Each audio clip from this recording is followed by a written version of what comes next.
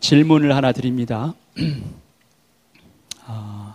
여러분은 왜 기도하십니까?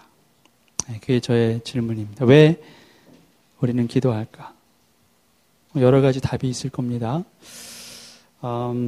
하나님과 대화하는 것이 기도다 이렇게 배웠으니까 나는 하나님과 소통하기 위해서 기도합니다. 정답. 하나님은 우리의 마음의 소원을 하나님께 다 아뢰라 그렇게 말씀하셨기 때문에 당연히 나는 내 마음의 소원을 하나님께 구합니다. 구하라 주실 것이요 했기 때문에 그래서 기도합니다. 그것도 정답. 하나님께서 말씀에 너희는 쉬지 말고 기도하라 그렇게 명령하셨으니까 그 명령에 순종하기 위해서 나는 또 기도합니다. 기도는 일입니다. 그러나 그것은 기쁜 일입니다. 하나님께 순종하는 일이기 때문에 그렇습니다. 정답. 틀린 답이 하나도 없습니다. 다 맞는 답입니다. 그런데 우리 삶을 정말 정직하게 자세히 살펴보면 우리 기도의 대부분의 시간은 이 첫 번째와 세 번째가 아닌 두 번째 정답에 소모되고 있다는 것을 알게 됩니다. 물론 그렇지 않은 분들도 계십니다. 소통과 중보를 위해서 하나님 나라를 위해서 엄청나게 기도하시는 분들도 많이 계십니다. 그런데 대부분의 크리스천들은 그들 기도 생활의 두 번째 답, 즉 자신의 마음의 소원을 하나님께 아뢰는 데 집중되어 있다는 겁니다. 사업이 잘 안 되고 있으면 잘 되게 해달라고 기도합니다. 마음의 소원을 하나님께 아뢰는 것입니다. 부부간의 갈등이 있어도 또 자식이 속을 썩여도 기도합니다. 병 낫기를 위해서 기도하고 좋은 배우자 만나게 해달라 또 좋은 직장 얻게 해달라고도 기도합니다. 모두 마음의 소원을 주 앞에 아뢰는 것입니다. 잘못된 것이 없습니다. 그런데 대부분이 그런 식이다라는 것입니다. 순수하게 하나님의 얼굴을 구하고 또 그와 소통하고 그의 임재 안에 머물기를 소원하는 마음으로 기도하고 또 하나님 나라를 소망하고 또 날마다 중보의 자리로 나아가서 내 소원, 내 마음의 소원을 넘어서 하나님 마음의 소원을 기억하고 기도하는 그런 일이 그닥 많지 않다라는 것입니다. 두 번째 답에 집중하는 기도가 필요 없다는 말씀이 아닙니다. 당연히 우리는 그렇게 해야 합니다. 하나님 아버지께서 그의 자녀들이 하나님 앞에 나와서 그렇게 솔직하게 고백하기를 원하십니다. 그런데 그런 기도만을 반복하게 되면은 잃는 것이 하나 있습니다. 그게 뭐냐면 하나님의 주권에 대한 인식입니다. 하나님의 주권에 대한 인식이 약해진다라는 것입니다. 나의 기도로 병이 낫고 안 되던 일이 잘 풀리고 성공을 거듭하게 되면 어느샌가 나는 하나님께서 기뻐하시는 내 마음의 소원 그리고 성공을 원하는 세상적인 욕망 가운데서 분별력을 잃어버립니다. 그래서 하나님은 주권자라기보다는 내 마음의 소원이라고 포장된 나의 탐욕의 성취를 위해서 능력을 발휘해야 하는 조력자 같은 분이 되신다는 거예요. 심지어 나는 내 기도로 하나님을 움직인다. 하나님의 뜻을 바꾼다라는 생각을 갖게 되기까지 합니다. 하나님의 절대적인 주권이 손상을 입게 되는 것입니다. 오늘 우리가 함께 들을 하나님의 말씀은 이런 상황에 우리가 빠지지 않도록 우리를 지켜주는 그런 말씀이 될 것입니다. 말씀을 함께 보겠습니다. 나단이 자기 집으로 돌아가니라 우리아의 아내가 다윗에게 낳은 아이를 여호와께서 치심에 심히 앓는지라. 우리아의 아내였던 밧세바죠. 그 밧세바와 다윗 사이에서 태어났던 아기가 병을 얻었다라고 합니다. 성경에서는 하나님께서 그 아이를 치셨다 그랬어요. The Lord struck the child. 그래서 하나님께서 치신 거예요. 너무하시다라는 생각이 바로 듭니다. 왜냐하면 죄를 지은 사람은 다윗이에요. 근데 아무 죄가 없는 왜 이 아이가 벌을 받아야 할까? 그런 생각이 듭니다. 아마 다윗도 그런 마음이었을 거예요. 하나님 차라리 저를 치시지 왜 이 죄 없는 아이를 치십니까? 그렇게 기도하지 않았겠습니까? 다음 절들을 보세요. 다윗이 그 아이를 위하여 하나님께 간구하되 다윗이 금식하고 안에 들어가서 밤새도록 땅에 엎드렸으니 그 집에 늙은 자들이 그 곁에 서서 다윗을 땅에서 일으키려 하되 왕이 듣지 아니하고 그들과 더불어 먹지도 아니하더라. 성경은 다윗의 기도 내용이 구체적으로 어떤 기도였다라고 기록하고 있지 않습니다. 그런데 우리가 생각하기는 하나님 차라리 저를 쳐주세요. 죄 많은 제가 벌을 받기를 원합니다. 그런 기도를, 그런 고백을 수없이 하지 않았을까? 밤이 새도록 그렇게 하나님 앞에 부르짖었을 때 그런 기도가 나오지 않았겠습니까?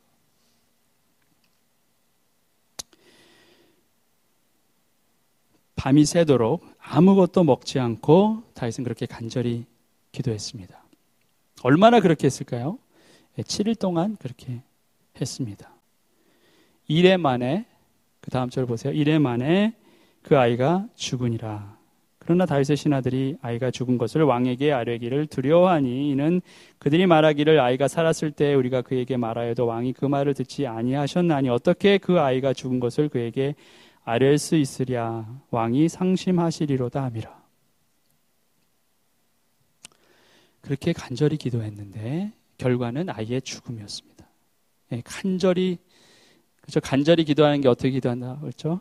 간이 저리도록 기도하는 게 간절히 기도하는 거라 얘기 드립니다. 여러분, 간이 저릴 만큼 기도하려면 어떻게 기도를 해야겠습니까? 제가 이 조크를 하지 않으려고 했었는데 아니요, 그 다음 조크가 있습니다. 저희 원래 간이 좀 굉장히 둔한 장기잖아요, 그렇죠?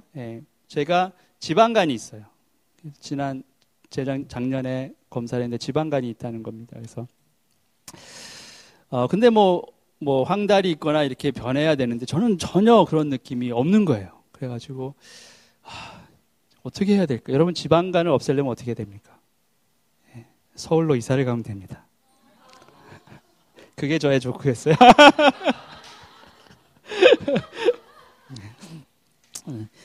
죄송합니다. 이게 실없는 사람이 되다니. 이게 중요한. 근데 원래 지방간을 빼려면 살을 빼면 됩니다. 제 살이 빠지니까 정상 치수가 됐어요. 검사가 나왔는데요. 어쨌든 다윗이 그렇게 간절히 주 앞에 기도했는데 결론은 아이의 죽음입니다. 다윗이 그것을 알게 되고 어떻게 반응했을까요? 19절입니다. 다윗이 그의 신하들이 서로 수군거리는 것을 보고 그 아이가 죽은 줄을 다윗이 깨닫고 그의 신하들에게 묻되 아이가 죽었느냐 하니 대답하되 죽었나이다 하는지라. 다윗이 땅에서 일어나 몸을 씻고 기름을 바르고 의복을 갈아입고 여호와의 전에 들어가서 경배하고 왕궁으로 돌아와 명령하여 음식을 그 앞에 차리게 하고 먹은지라. 몸을 씻고 옷을 갈아입고 그리고 밥을 먹었습니다. 일상으로 돌아왔다는 얘기입니다. 그래서 사람들은 생각합니다. 정말 다윗은 대단한 사람이다. 어떻게 그러한 엄청난 트라우마를 겪고는 그렇게 툴툴 털어버리고 나올 수 있을까? 정말 쿨한 다윗이다. 여러분도 그렇게 생각하십니까? 여러분도 다윗이 정말 쿨한 사람같이 여기십니까? 21절을 보세요. 그의 신하들이 그에게 이르되 아이가 살았을 때에는 그를 위하여 금식하고 우시더니 죽은 후에는 일어나서 잡수시니 이 일이 어찌 됨이니까 하니 이르되 아이가 살았을 때 내가 금식하고 운 것은 혹시 여호와께서 나를 불쌍히 여기사 아이를 살려 주실는지 누가 알까 생각함이거니와. 먼저 다윗은 신하들에게 자신이 하나님께 간절하게 기도하게 된 그 경위를 말합니다. 혹시 여호와께서 나를 불쌍히 여기사 아이를 살려 주실는지 누가 알까? Who knows? Who knows? 누가 알까? 혹시 하나님이 나를 불쌍히 여기시진 않을까? 나를 불쌍히 여기실 하나님을 기대했다라고 말합니다. 자, 정말 다윗이 하나님으로부터 불쌍히 여김 받을 만한 죄를 지었나요? 그렇지 않습니다. 죽어도 시원치 않을 죄를, 아주 큰 죄를 범했어요. 간음과 살인을 저질렀습니다. 그렇지만 다윗은 하나님께서 자신을 불쌍히 여기시기를 원했다라는 거예요. 자, 꼭 우리 모습 같지 않습니까? 죄는 제대로 다 짓고 나서 하나님 저를 불쌍히 여겨주세요 라고 말하지 않습니까?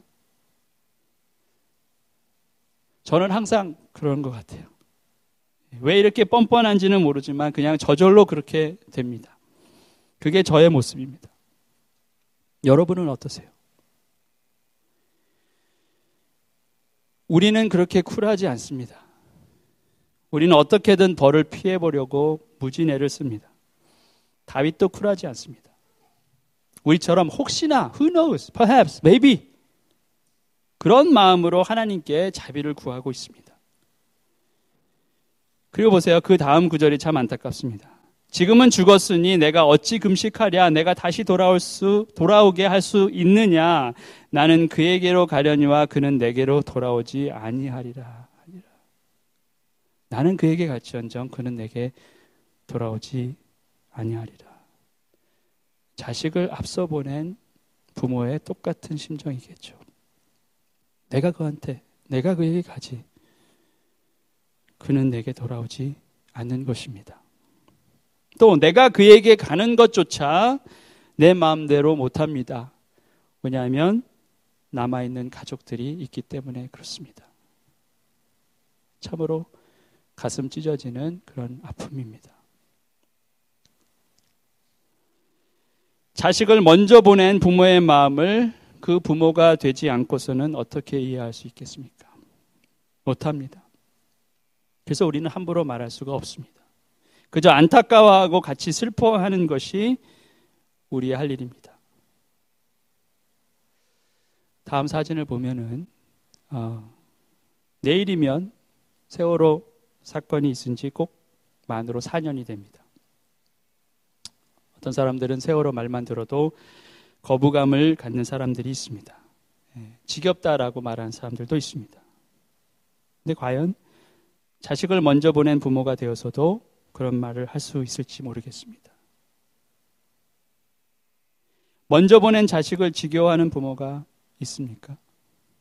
지겨우니까 자식의 죽음을 빨리 털어버리고 나만 잘 살면 되지라고 생각하며 살아가는 부모가 과연 있을까요? 4년이 아니라 40년이 지나도 그 아픔이 사라지지 않을 것입니다. 우리가 그저 같이 아파하면 안 될까요? 정치적이고 이념적인 갈등, 선동이다, 별 말이 많지만 그런 것들을 넘어서서 아픔 당한 사람들만 생각하고 같이 슬퍼하면 우리가 너무 나이브한, 순진한 사람이 되는 걸까요? 비판적인 시선을 걷어내고 아픈 사람들과 같이 아파하고 슬퍼해주는 우리가 되었으면 합니다. 세상에 어떤 위로가 그들을 위로할 수 있겠습니까? 오직 주님의 은혜가 그들 가운데 임하길 기도할 뿐입니다. 24절 말씀을 보겠습니다. 다윗이 그의 아내 밧세바를 위로하고 그에게 들어가 그와 동침하였더니 그가 아들을 낳음에 그의 이름을 솔로몬이라 하니라. 여호와께서 그를 사랑하사. 자, 다윗이 그의 아내 밧세바를 위로하고라고 됐습니다. 자, 여기서 한 가지 흥미로운 사실이 있습니다. 여러분이 발견하셨는지 모르겠어요. 오늘 본문의 시작 15절에 보면은 또 그 전에도 마찬가지였지만 밧세바는 항상 우리아의 아내였어요. 그렇죠? 그런데 24절에 가면 다윗의 아내가 되어 있습니다. 그렇죠? 우리아가 죽고 그 밧세바를 다윗이 아내로 취했다라고 분명히 되어 있어요. 벌써 다윗의 아내가 된 거예요. 그런데 성경은 밧세바를 그 전까지는 우리아의 아내다라고 묘사를 했는데 24절에는 다윗의 아내라 이렇게 묘사합니다. 자, 무엇을 말합니까? 관계의 회복을 말합니다. 우리아를 먼저 보내고 아마 밧세바는 엄청난 죄의식에 살았을 거예요. 그렇죠? 자신을 정죄하며 살았을지도 모릅니다. 그리고 다윗과의 사이에서 낳은 아들마저 죽게 되니까 그 죄책감은 한없이 컸을 거예요. 정말 이 모든 이러한 사건들이 다 나 때문이다 라고 생각하며 죽지 못해 살았을 수도 있습니다. 그런데 그런 그를 다윗이 위로합니다. 다윗이 그를 위로했다 그랬고 또 다윗의 아내 밧세바에게 들어갔다라고 말합니다. 자, 다윗이 무슨 힘이 있어서 그를 위로할 수 있었을까요? 다윗이 무슨 힘이 있어서 의연하게 툭툭 털어버리고 아들을 먼저 보내고서도 다시 살아갈 수 있었을까요? 그 비결은 20절에 있습니다. 우리가 먼저 읽었던 부분이지만 다윗이 땅에서 일어나 몸을 씻고 기름을 바르고 의복을 갈아입고 여호와의 전에 들어가서 경배하고 여호와의 전에 들어가서 경배하고 라고 했습니다. 다윗은 그렇게 쿨한 사람도 아니었고 또 그렇게 의연한 사람도 아니었습니다. 다윗도 똑같이 우리처럼 부족하고 어리석은 사람이었습니다. 죄를 지었어도 벌은 피해보고자 그렇게 애썼던 정말 연약한 한 인간이었을 뿐이었다라는 것입니다. 그런데 그런 그가 지금 회복된 모습으로 밧세바를 위로하고 있습니다. 그리고 다윗이 그렇게 될 수 있었던 것이 바로 예배라는 거예요. 예배를 통해서 다윗은 하나님의 주권을 인정하게 됩니다. 하나님께서 이미 정하신 결정을 다윗이 아무리 기도했다고 해도 그 계획을 변경할 수 없다라는 것을 알게 됩니다. 하나님은 하나님의 방식대로 당신의 뜻을 이루어 나가시는 분이다라는 것을 다윗이 인정하게 됩니다. 다윗의 간절한 기도가 의미 없었다라는 것이 아닙니다. 하나님의 주권이 그만큼 절대적이어서 손상을 입어서는 안 된다는 것을 다윗이 깨달았다는 거예요. 예배를 통해서 우리는 하나님이 어떤 분이신지를 알게 됩니다. 또 예배를 통해서 우리는 우리가 어떤 존재인지도 알게 돼요. 보세요. 예배를 통해서 다윗과 하나님의 관계가 회복됩니다. 그리고 다윗과 밧세바의 관계가 회복이 됩니다. 이전까지는 결혼을 했어도 우리아의 아내였던 밧세바가 이제는 다윗의 온전한 아내가 됩니다. 그리고 그 사이에서 아들이 태어났습니다. 그 아이의 이름이 솔로몬이죠.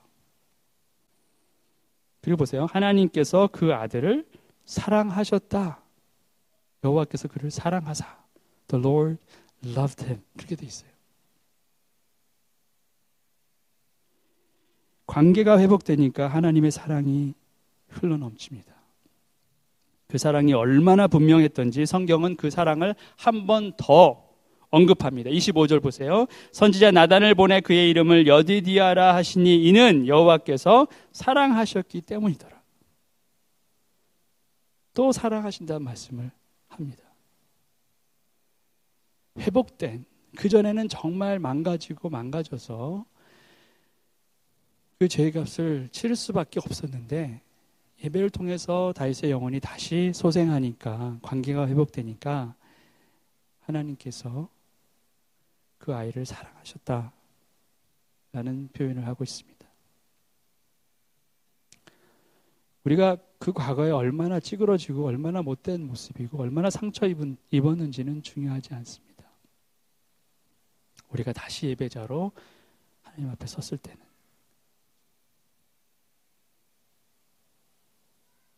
회복은 예배에 있습니다. 여호와의 전에 들어가 예배함으로 우리는 깨어진 관계가 다시 세워지는 것을 보게 됩니다. 우리의 기도가 하나님을 바꾸지는 못하죠. 그런데 우리의 기도는 우리를 바꿉니다. 하나님의 절대적 주권을 이해할 수 있게 됩니다.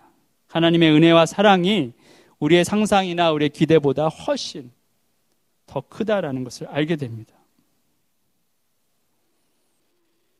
여러분은 오늘 어떤 깨어짐 때문에 힘들어 하십니까? 배우자의 관계, 부모 자식 간의 관계가 틀어져서 힘들어 하십니까? 아니면 여러분 자신 때문에 어려워 하십니까? 물질적으로 어려워서 또 건강이 좋지 않아서 힘드십니까?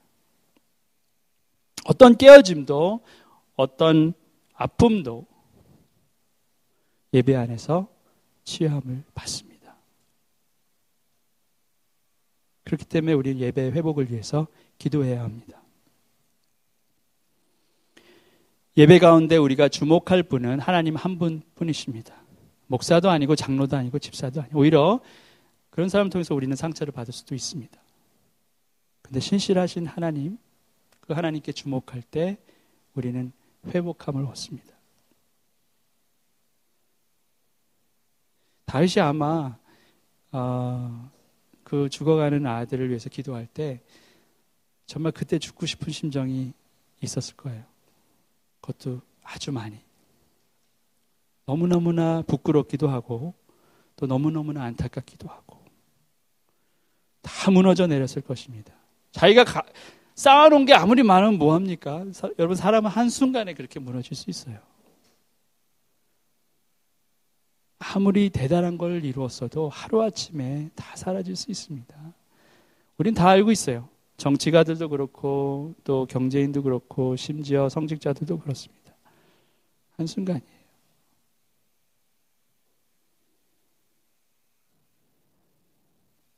하나님 한 분께 집중해야 합니다. 우리를 치유하실 분은 하나님 아버지, 그 아들 예수 그리스도, 그리고 살아계신 성령님 뿐입니다. 삼위일체 하나님께만 집중해야 합니다. 오늘 이 자리가 정말 하나님께서 여러분의 아픔과 상처를 치유하시고 회복하시고 정말 부끄럽지만 염치 없지만 하나님 앞에 나왔더니 하나님께서 회복하시는 그러한 여러분의 삶이 되기를 바랍니다. 나의 열심히, 내가 정말 열심히 기도하고 정말 간절히 외쳐서 하나님 생각이 바뀌어지는 것은 아니에요. 근데 여러분이 정말 하나님의 임재 앞에 나왔을 때, 여러분이 하나님의 심정을 이해하게 될 때, 여러분 그때 아하, 그렇구나 알게 되실 것입니다. 저도 저희 어머님이 먼저 돌아가시고 그것도 굉장히 아파서 췌장암이셨는데 굉장히 고생하시다 가셨을 때 정말 하나님 앞에 엄청나게 화나 있었어요. 근데 저희가 그렇게 화나 있는 줄 몰랐습니다. 어머님이 돌아가시기 6개월 후에 제가 그때는 몰랐는데 우울증이었던 것 같아요. 그냥 겉모습으로만 살았어요. 그때는 전도사였는데 겉모습으로만 9개월을 살았어요. 그냥 뭘 하며 살았는지도 모를 만큼. 근데 저를 다시 회복시키신 것은 예배였습니다. 여러분이 진실한 마음으로 예배자로 다시 나올 때 하나님이 여러분을 회복시키실 것입니다. 우리는 불완전하지만 하나님은 완전하신 분이에요. 우리는 요거밖에 안 보지만 하나님은 다를 보세요. 여러분의 인생의 첫날과 마지막 날을 이미 알고 계신 분이세요. 여러분 그분 앞에 우리가 뭘 합니까? 여러분 지금 뭘 하고 계세요? 그분 앞에 계산하고 계십니까? 어떻게 이렇게 하면 하나님 좋아하실까? 저렇게 이렇게 생각하고 계세요? 여러분의 첫날과 마지막을 다 아시는 분이에요. 우리가 어떻게 하나님을 조종할 수 없습니다. 다윗은 그것을 깨달았던 거예요. 그리고는 일어섰습니다. 하나님이 이렇게 크신 분이구나. 그의 인생이 거기서 멈추지 않고 다시 회복된 인생으로 그는 나머지를 살다 갑니다. 여러분의 인생이 지금 멈추는 거 아닙니다. 다시 회복돼서 나머지를 달려가실 거예요. 그것은 여러분이 다시 예배의 자리로 다시 나서는 거예요. 오늘 좀 찬양 한 곡 더 했으면 좋겠는데 아까 우리 했었던 완전하신 주. 아까 일어서서 찬양하시냐고 많이 힘드셨죠. 앉아서 우리 한번 찾으실 수 있으세요? 완전하신 주. 어떤 미국 목사님이 그런 얘기를 했어요. 기도는 하늘로 향하는 것인데 찬양은 이미 하늘나라에 와 있는 거다. 우리가 예배자의 자리에 나왔을 때 꼭 음률이 있어야만 한 건 아닙니다. 음악이 아니어도 우리는 예배합니다. 근데 여러분의 고백, 이것이 고백이 됐으면 좋겠어요. 그리고 정말 하나님을 경배하는 저희가 됐으면 합니다. 찬양할까요? 완전하신 나의 주.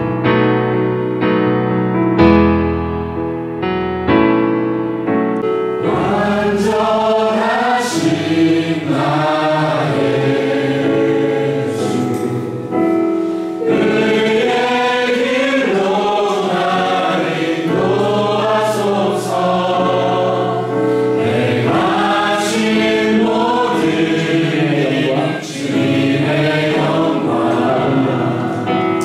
다 경배합니다. 완전하신 주, 완전하신 나의 주, 의의 길로 나를 인도하소서. 행하신 모든 일 주님의 영광 다 경배합니다. 예배합니다. 찬양합니다. 주님만 날 다스리소서. 예배합니다. 찬양합니다.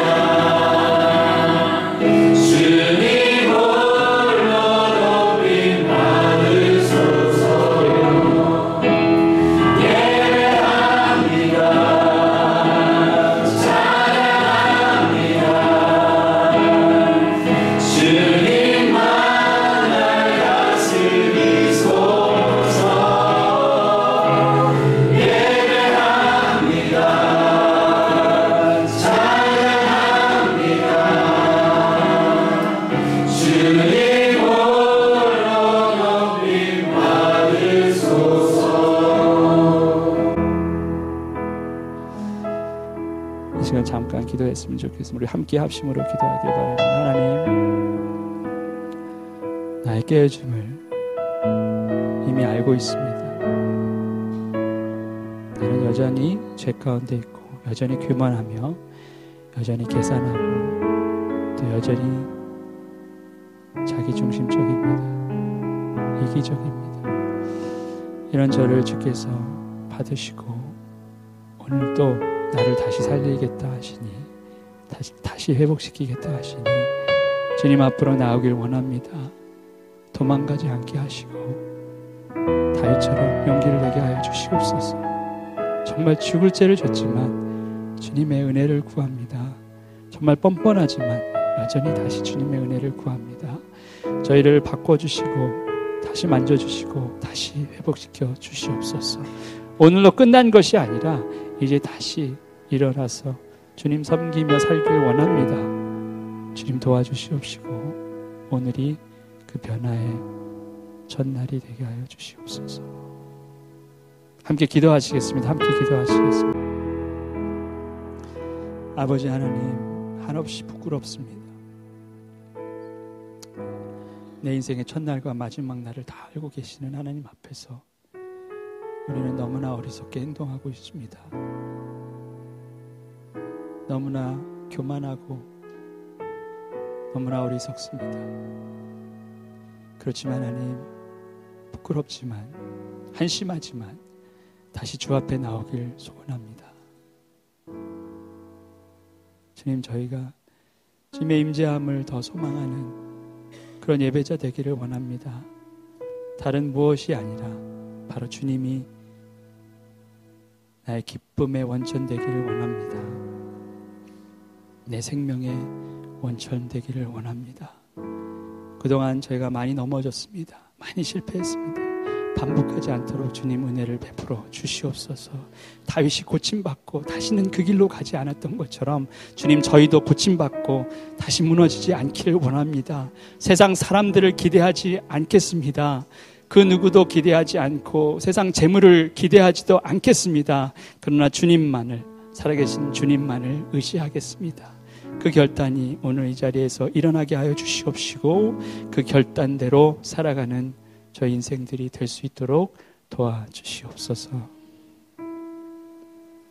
너무나 감사해서 감격해서 주 앞에 나와 회복됨을 얻으며 계속해서 살아있는 예배자로 살기를 소망합니다. 예수 그리스도의 이름으로 기도드리옵나이다. 아멘.